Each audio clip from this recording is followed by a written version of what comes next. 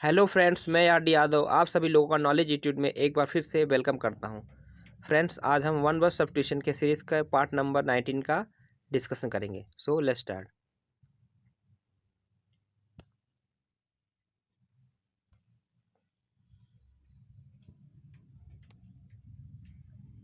तो पहला one word substitution हम देखते हैं।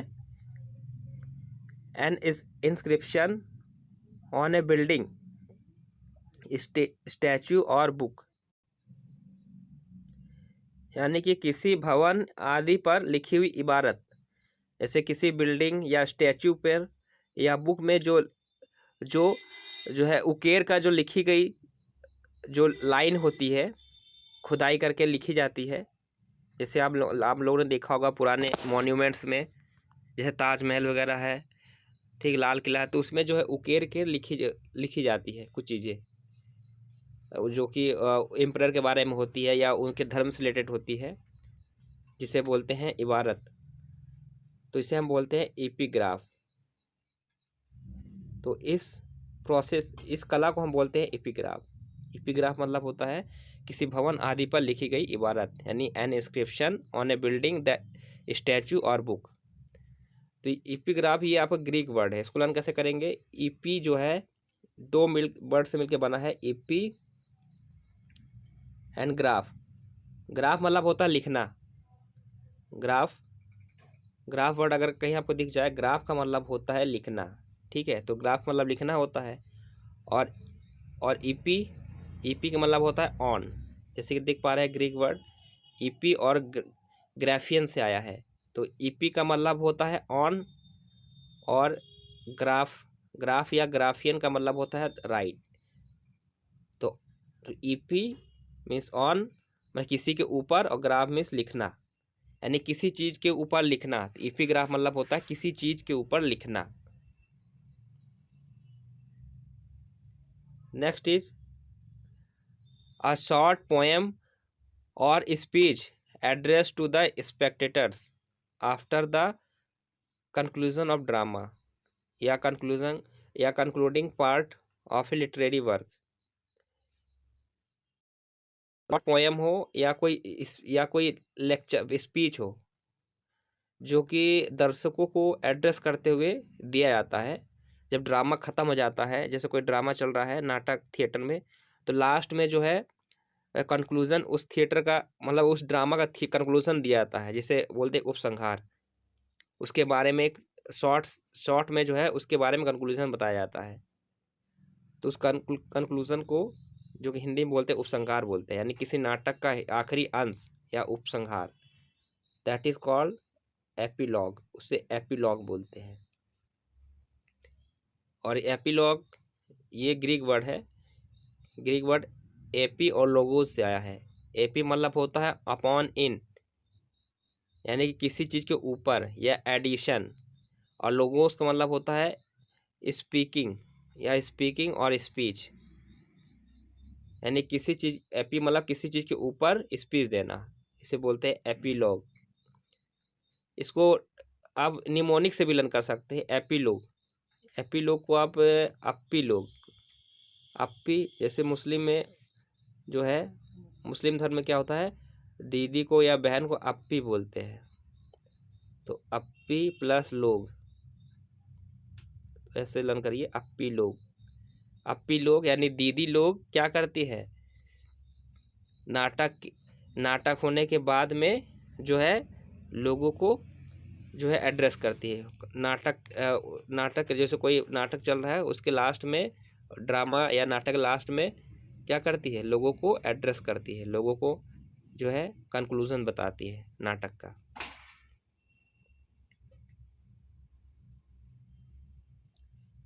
नेक्स्ट है एन इवेंट और a group of events occurring as a part of a sequence. मतलब कोई एक इवेंट या कई सारे इवेंट का ग्रुप जो एक के बाद एक आता जाता है, यानी कड़ी। इवेंट मतलब प्रोग्राम, यानी प्रोग्राम की कड़ी, एक के बाद एक प्रोग्राम आते जाते हैं एक कड़ी के साथ। जैसे कि आप सीरियल देखते हैं तो पार्ट 1, पार्ट 2, पार्ट 3, या फिर मान लीजिए कोई क्लास, कोई लेक्चर का आप वीडियो देखते हैं तो उसमें उसके कई सारे पार्ट्स होते हैं। जैसे मैं आपको पढ़ा रहा हूँ वन सब्स्टिट्यूशन, तो पार्ट 1, पार्ट 2, पार्ट 3, तो पूरा सीरीज में चल रहा है ना, एक सीक्वेंस में। तो इस सीरीज को, एक सीक्वेंस को हम क्या बोलते हैं? कड़ी बोलते हैं। और इंग्लिश में क्या बोलते हैं? एपिसोड। तो इसको एपिसोड बोलते हैं। एपिसोड मतलब सीक्वेंस ऑफ इवेंट्स, इवेंट्स का एक सीक्वेंस या कड़ी। जैसे आप प्रोग्राम देखते हैं टीवी में तो उसे एपिसोड बोलते हैं ना, एक एपिसोड, इसका अगला एपिसोड, फिर उसका अगला एपिसोड। तो एपिसोड जो है ये ग्रीक वर्ड है।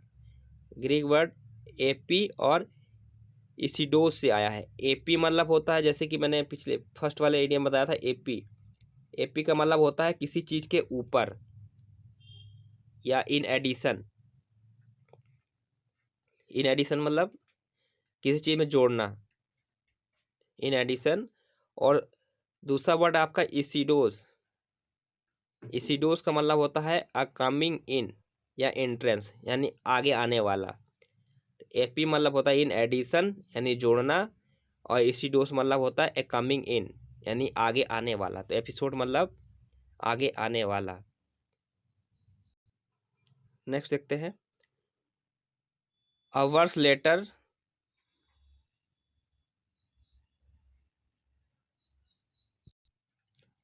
अवर्स लेटर मतलब कविता, वर्स मतलब कविता या पोएम, यानी पोएम के रूप में लिखा गया कोई लेटर।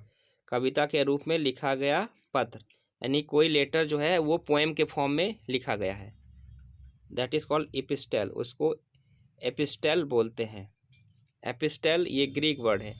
ग्रीक वर्ड एपिस्टोल से आया है, जिसका मतलब होता है मैसेज या लेटर या कमांड या कमीशन। तो एपिस्टोल इसका रूट वर्ड है। तो इसको निमोनिक से भी लर्न कर सकते हैं, अपिटेल। इसको आप ऐसे लेट करिए, अपी स्टेल। अपी मतलब दीदी, टेल मीन्स कहना, अपी टेल। तो अपी स्टेल ऑन द लेटर, यानी अपी ने लेटर में कुछ कहा है। अपी टेल मीन्स कहना, तो अपी ने लेटर लिखा है और उस लेटर में पोएम के रूप में, कविता के रूप में उन्होंने कुछ कहा है, कुछ बातें कही हैं। तो इस तरह से आप निमोनिक से भी लर्न कर सकते हैं इसको। Next is inscription written on the tomb of a person. Inscription मतलब कुरेद कर लिखी हुई कोई चीज़ें, यानी किसी जिसे बोलते हैं लेख। तो inscription on A Tom of a person, Tom means गुम्बद। जैसे गुम्बद होता है ना मंदिर में या मस्जिद में, जो गुम्बद होता है ये, यानी गुम्बद के ऊपर या व्यक्ति के कब्र के ऊपर लिखी हुई बात, यानी व्यक्ति के कब्र पर लिखी हुई बात। जो कब्र होती है उस पर कुछ चीज़ें लिख देते हैं, कुछ लाइन उस पर्सन के बारे में लिख देते हैं, उसे बोलते हैं epitaph. That is called epitaph. तो एपिटाफ ग्रीक वर्ड एपी और टैफोस से आया है। एपी का मतलब बताया मैंने पीछे फर्स्ट वाले इडियम में, इससे पहले वाले में भी, सॉरी इडियम कह रहे हैं वन वर्ड में। तो एपी का मतलब होता है एट या ओवर। एपी का मतलब होता है एट या ओवर या इन एडिशन टू। और टैफोस का मतलब होता है टॉम्ब। टैफोस का मतलब होता है टॉम्ब या ब्यूरियल या फनरल।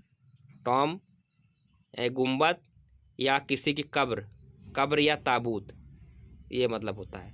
तो एपिटाफ मतलब होता है किसी की कब्र के ऊपर लिखना। तो एपिटाफ, तो इसको निमोनिक से भी लर्न कर सकते हैं, अपी स्टफ। अपी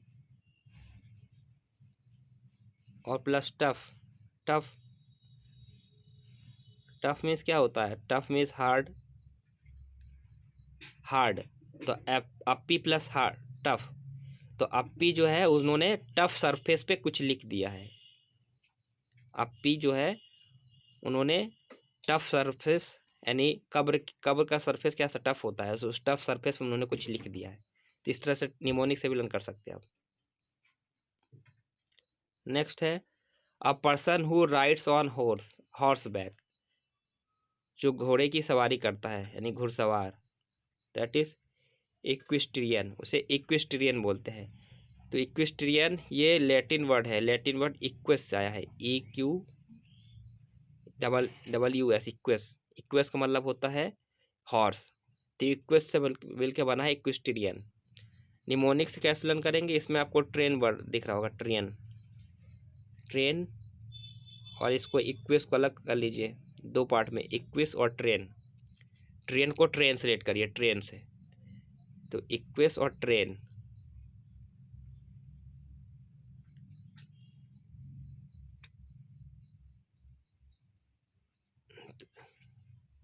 इक्वेस, मान लीजिए कोई पर्सन का नाम, इसका नाम इक्वेस है, वो ट्रेन से जा रहा है, वो ट्रेन से जा रहा है, या वो घोड़ा इतना तेज चला रहा है, वो ट्रेन का पीछा कर रहा है। तो इक्कीस नाम का पर्सन जो है वो ट्रेन का पीछा कर रहा है, घोड़े पर सवार होकर, वो ट्रेन का पीछा कर रहा है, यानी घुड़सवार, ऐसा घुड़सवार जो ट्रेन का पीछा कर रहा है। इस तरह से आप जो है निमोनिक से रन कर सकते हैं। अगला है आई स्टेट ऑफ परफेक्ट बैलेंस, यानी ऐसा सिचुएशन जब बैलेंस एकदम परफेक्ट बैलेंस हो, दैट इज, जैसे कि हिंदी में कहते हैं संतुलन, नहीं जैसे कि तराजू होता है तो दोनों पलड़ा एकदम बराबर पे आ जाए, तो इस सिचुएशन क्या बोलते हैं, इसको बैलेंस का सिचुएशन बोलेंगे। The state of perfect balance, that is equilibrium, उसे बोलते हैं इक्विलिब्रियम। जैसे कि आपने केमिस्ट्री में पढ़ा होगा इक्विलिब्रियम। इक्विलिब्रियम ये लैटिन वर्ड है, लैटिन वर्ड दो वर्ड से मिलकर बना है, एक्वस और लिब्रा। तो लिब्रा मतलब होता है अ पेयर ऑफ बैलेंस, अब बैलेंस या पेयर ऑफ स्केल्स, तराजू। लिब्रा मीन्स तराजू होता है, लिब्रा मीन्स तराजू, तराजू का पलड़ा। और इक्विस मतलब होता है इक्वल, यानी तराजू इक्वल हो जाना। ऐसे भी आपको दिख रहा होगा इसमें इक्वल वर्ड आ रहा है, इक्वल वर्ड, ठीक, इक्वल। और इसमें ब्री वर्ड है, इक्वल, ब्री और यम, इसको तीन पार्ट में डिवाइड कर लीजिए, इक्वल, ब्री, यम, इक्वल, ब्री, यम। ब्री मतलब बिरयानी, यम मीन टेस्टी, जैसे यम बोलते हैं ना, मतलब इक्वल, यानी बिरयानी को अगर इक्वल इक्वल बांट के खाओगे तो वो टेस्टी लगेगा। मतलब बिरयानी को बैलेंस करके खाना चाहिए, उसको इक्वली बैलेंस करके तब खाओ, तो उससे वो बहुत ही यमी लगेगा। तो इस तरह से आप निमोनिक से भी लर्न कर सकते हैं। नेक्स्ट है पर्टेनिंग टू हॉर्स, यानी घोड़ों से संबंधित, related to horse, that is equine. तो इक्विन वर्ड ये इक्वस से मिलकर आया है, इक्वस मतलब होता है हॉर्स, तो इक्वस से मिलकर बना है इक्विन, जिसका मतलब होता है हॉर्स। तो इक्विन मतलब होता है रिलेटेड टू द हॉर्स।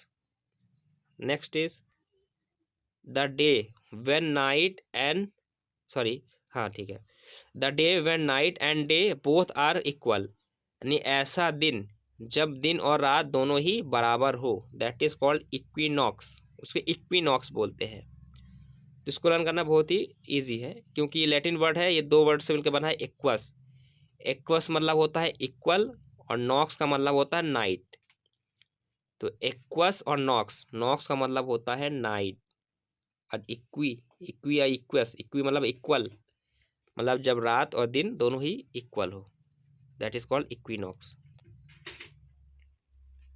अगला है ऑफ डाउटफुल कैरेक्टर और सिंसेरिटी, या या जिसे बोलते हैं ड्यूबियस, यानी संदिग्ध व्यक्ति या अस्पष्ट, यानी ऐसा कैरेक्टर या कोई पर्सन जो बहुत ही, मतलब जो अस्पष्ट हो या संदिग्ध हो, अजनबी हो, जिसपे शंका किया जाए कि कुछ गलत कर सकता है। जैसे संदिग्ध व्यक्ति कहीं दिखता है ना, जैसे जब कर्फ्यू लग जाता है तो संदिग्ध व्यक्ति दिखता है तो उसे लोग क्या करते हैं, पकड़ लेते हैं पुलिस लोग। तो संदिग्ध, संदिग्ध मतलब होता है जिसपे शंका किया जा सके, that is called equivocal. Equivocal मतलब होता है संदिग्ध व्यक्ति। ये लैटिन वर्ड इक्वस और वोकरे से आया है। इक्वल मतलब होता है इक्वल या टू द सेम, या सेम, और वोकर मीन्स होता है टू कॉल। तो वोकल वर्ड मतलब होता है जैसे वोकल कैविटी होता है, वोकल कैविटी, वॉइस बॉक्स। और आपका इक्वी वर्ड आ रहा है, इक्वी मतलब इक्वल, वोकल मीन्स आवाज़। तो इसको आप इजीली लर्न कर सकते हैं, यानी एक जैसी आवाज़। जैसे दो पर्सन है, दोनों की आवाज़ अगर एक जैसी हो जाए तो क्या हो जाएगा, तो इसमें जो क्लियरिटी नहीं आ पाएगी, डाउट डाउट क्रिएट हो जाएगा, ड्यूबियस जिसे बोलते हैं। तो डाउटफुल सिचुएशन या डाउटफुल कैरेक्टर जो है वो पर्सन हो जाएगा, कि दोनों भी पर्सन है, दोनों का आवाज़ एक जैसा है। तो इक्वल मीन्स एक जैसा, वोकल मीन्स आवाज़, यानी एक जैसी आवाज़। या इसको ऐसे भी लर्न कर सकते हैं, वोकल, वोकल को बोका, जैसे बोका बोलते हैं ना, बोका, जैसे बिहारी में बोलते हैं बोका। बोका मतलब क्या होता है, पागल या सनकी व्यक्ति, यानी ऐसा व्यक्ति जो बहुत संदिग्ध हो, पागल जैसा दिख रहा हो। इस तरह से भी आप रेट करके लर्न कर सकते हैं। नेक्स्ट है डिस्ट्रॉय और get rid of something completely, यानी किसी चीज़ को पूरी तरह से विनाश कर देना या उससे पूरी तरह से छुटकारा पा लेना, या या रूट आउट एन इविल और बैड प्रैक्टिस, यानी कोई बुरी प्रथा या कोई परंपरा जो है जो बहुत बुरी थी, उसको पूरी तरह से जो जड़ से मिटा देना, यानी किसी बुरी चीज़ को जड़ से मिटाना, दैट इज इरेडिकेट, उसे इरेडिकेट बोलते हैं। तो लैटिन वर्ड इरेडिकेटस से आया है, जिसका मतलब होता है रूट आउट, जड़ से उखाड़ फेंकना। तो इसको आप जो है निमोनिक से भी लर्न कर सकते हैं। इससे दो पार्ट में डिवाइड कर लीजिए, इरेडी और कैट। इरेडी कैट, इरेडी मतलब इरेज करना, कैट, कैट मीन्स बिल्ली, बिल्ली। मान ली कोई बिल्ली है, ठीक है, बहुत ही बुरा बर्ताव करती है, तो उसको आपने जो है जड़ से, उस बिल्ली को जड़ से उखाड़ दिया, मतलब उसको मार दिया, उस बिल्ली को, उस बुरी बिल्ली को मार दिया, इरेडी कैट, इरेड कर दिया उस कैट को, उस बुरी बिल्ली को हमेशा के लिए सुला दिया, हमेशा के लिए ख़त्म कर दिया उसको, क्योंकि बहुत बुरी थी। तो इस तरह से निमोनिक से भी लर्न कर सकते हैं। Next is a lover of work, यानी काम से प्रेम करने वाला, दैट इज कॉल्ड इग्रोफाइल। इग्रोफाइल को बोलते हैं लवर ऑफ वर्क। ये ग्रीक वर्ड है, इग्रोन से मिलकर आया है, इग्रोन और फाइल। तो फाइल वर्ड अगर कहीं भी आपको मिलेगा तो फाइल का मतलब होता है लवर, जैसे बिब्लियोफाइल, बिब्लियोफाइल मतलब book, lover of book, bibliophile. तो फाइल वर्ड कहीं भी आएगा, फाइल मतलब होता है लवर, ठीक है।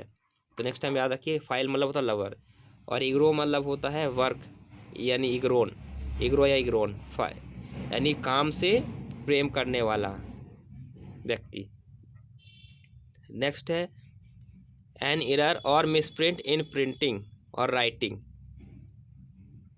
यानी प्रिंटिंग में या राइटिंग में कोई मिसप्रिंट हो जाना या उसमें कोई एरर आ जाना, यानी लिखने या छापने में त्रुटि।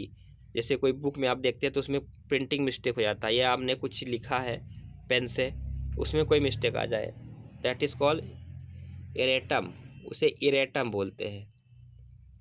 तो इरेटम लैटिन वर्ड इरेटम से आया, जिसका मतलब होता है टू इरर। तो इरेटम को आप निमोनिक से लर्न कर सकते हैं। कैसे लर्न करेंगे, तो तम को आप रिलेट करिए तुम, इरे मतलब इरेज, इरे तुम यानी इरेज तुम, कह दो इरेज तुम इसको इरेज करो, इरेज, और इसको रेट करिए हिंदी वाले तुम से, इरेज तुम। जैसे कोई स्टूडेंट है, बच्चा है, टीचर के पास ले गया, कुछ उसने लिखा, उसने कुछ लिखने दिया टीचर ने, तो टीचर ने कहा इरेज तुम इसे तुरंत इरेज करो, क्योंकि तुमने इसमें लिखने में गलती कर दी है। तो इरेज तुम इसे इरेज करो, क्योंकि तुमने जो है you have done an error, तुमने इसको लिखने में एरर कर दिया, तुमने गलत लिखा है, इसको इरेज करके लाओ, उसको फिर से लिखो। तो इरेज इरेज तुम। नेक्स्ट है रॉन्ग या इनकरेक्ट, यानी गलत, दैट इज इरोनियस, इरोनियस मतलब होता है रॉन्ग। तो ये लैटिन वर्ड इरोनियस से आया, जिसका मतलब होता है टू बी इनकरेक्ट। तो इसमें भी इरर वर्ड आ रहा है, इरर, इरो, तो इससे भी आप इसको पकड़ सकते हैं, इरो,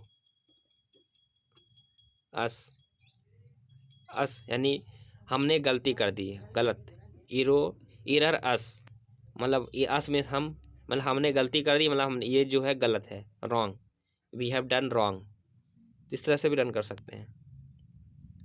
नेक्स्ट है which is known by a few person, यानी जिसे कुछ ही लोगों द्वारा जाना जाता हो, यानी रहस्यमयी।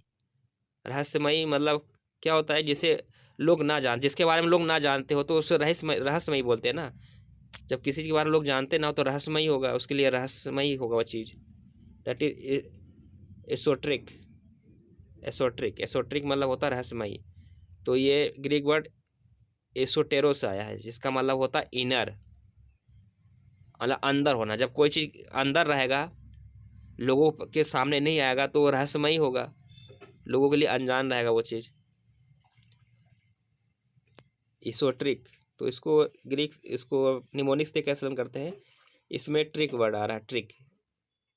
एसोट्रिक, एसो, एसो मीन्स ऐसा,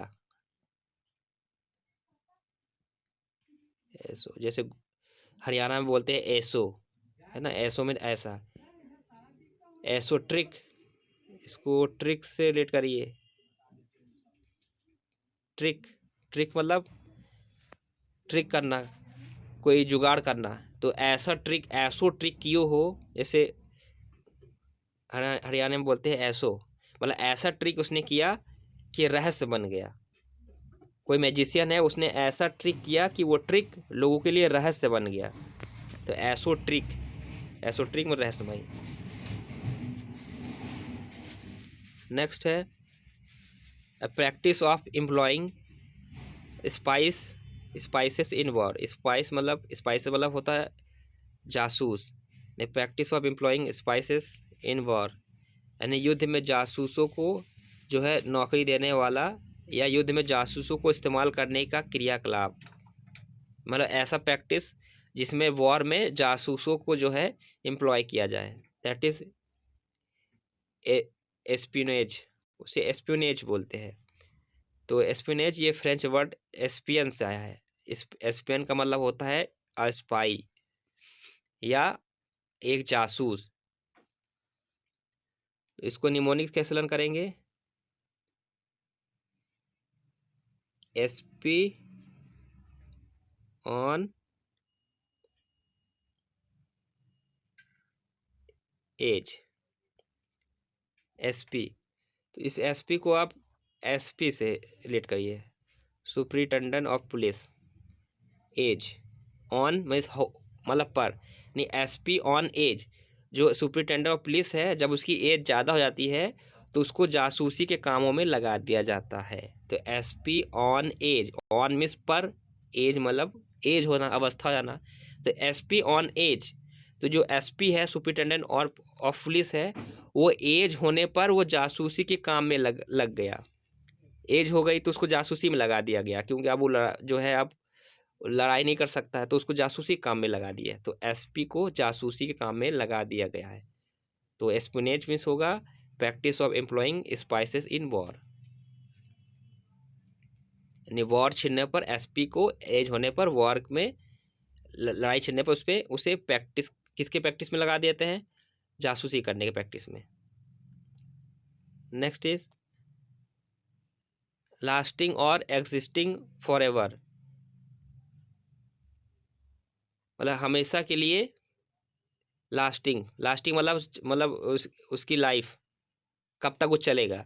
तो लास्टिंग और एग्जिस्टिंग फॉर एवर, यानी हमेशा के लिए वो चीज़ एग्जिस्ट करे, यानी विदाउट एंड और बिगिनिंग, मतलब जिसका कोई ना कोई अंत हो, ना कोई इसका आरंभ हो, ना वो पैदा हो ना मरे, जिसे बोलते हैं शाश्वत, यानी जो कभी समाप्त ना हो, जो शाश्वत हो, दैट इज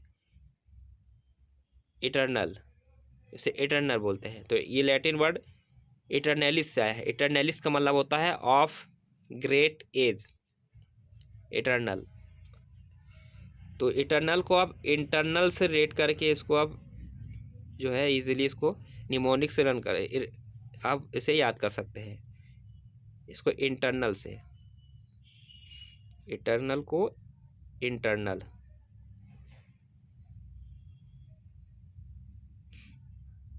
इंटरनल तो ऐसे कह सकते हैं कि जो इंटरनल जो सोल होता है इंसान का, इंटरनल मीन्स आंतरिक, इंसान को जो जो इंटरनल जो आत्मा होती है, तो जो आत्मा क्या इंटरनल होता है, तो वो कभी मरता नहीं, यानी किसी की आत्मा जो है, किसी इंसान की आत्मा कभी मरती नहीं है।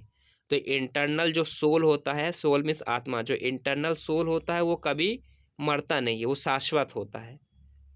ठीक है ना, तो आत्मा कभी मरती नहीं है, इंटरनल सोल मरता नहीं है, किसी की अंदरूनी आत्मा मरता नहीं कभी भी। इस तरह से आप लर्न कर सकते हैं इसको निमोनिक से। Next is moral principles. Moral means नैतिक, प्रिंसिपल मीन्स सिद्धांत, यानी नैतिक सिद्धांत। नैतिक सिद्धांत मतलब जो अच्छी बातें बताते हो, ऐसे सिद्धांत या प्रिंसिपल जो लोगों को अच्छी अच्छी बातें बताते हो, दैट इज एथिक्स। एथिक्स ये आपका ग्रीक वर्ड एथोस से आया है, ग्रीक वर्ड एथोस। एथोस का मतलब होता है मॉरल कैरेक्टर।